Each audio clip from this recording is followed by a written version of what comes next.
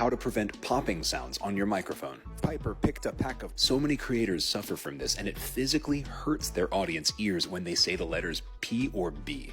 That's actual wind hitting the microphone diaphragm. Here's what not to do. Don't address the mic directly. You're basically blowing air into it. Also, don't bother with windscreens. They're not effective and they look silly in my opinion. Pop filters work, but they look ridiculous. The solution is easy, but it takes a little technique. Always point a microphone to the corner of your mouth from off to the side. Now you can spit and scream or whatever you want to do, and your audience won't be hospitalized. For more tools and tips on how to make your video content and video calls look more professional, follow On Screen Authority.